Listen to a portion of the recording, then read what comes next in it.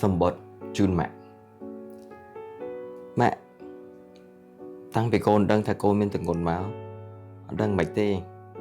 កូនចេះតែមានអារម្មណ៍ថាស្និទ្ធជាមួយម៉ាក់ជាងមុនមានអីក៏កូនប្រាប់ម៉ាក់មានអីក៏កូនសួរម៉ាក់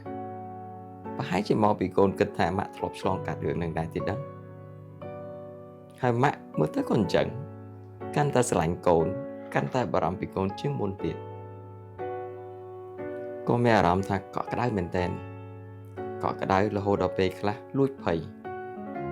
កូនភ័យខ្លាចថាពេលសម្រាប់កូនហើយតិចលែងបានទទួលអារម្មណ៍នឹងទៀតទៅតែមិនមែនអញ្ចឹងទេកូនកាន់តែមានអារម្មណ៍ថាកក់ក្ដៅលើសដើមម៉ាក់នៅចាំអត់ពេលដែលកូនទឹមសម្រាប់ហើយភ្លាមមានតែម៉ាក់មួយគត់ដែលចូលមកមើលកូនមុនមើលចៅមានតែម៉ាក់មួយគត់ដែលបារម្ភពីកូនមុនបារម្ភពីចៅហើយមានតែម៉ាក់មួយគត់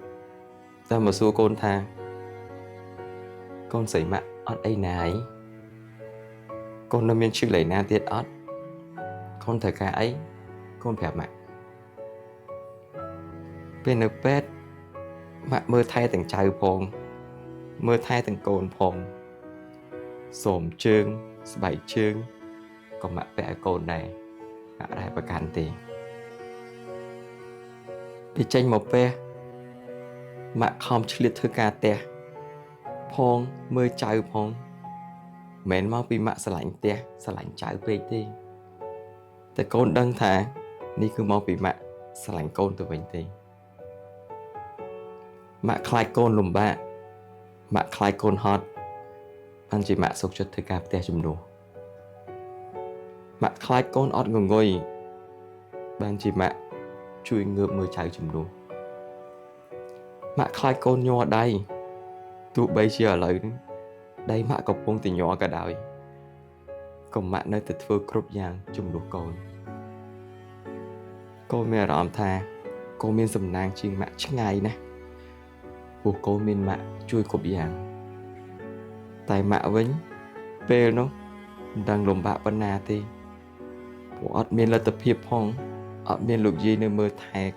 ដោយកូនរាល់ថ្ងៃនេះទៀតកូនមានថ្ងៃនេះកូនបានសន្ទុកដូចថ្ងៃនេះក៏ដោយសារតែកូនមានម៉ាក់ចឹងកូននឹងសន្យាចំពោះពុកម៉ាក់ថាកូននឹងធ្វើគ្រប់បែបយ៉ាងដើម្បីឲ្យចៅស្រីម៉ាក់មានសំណាងជាងកូនទៅទៀតពីកូនស្រីតែស្រឡាញ់ម៉ាក់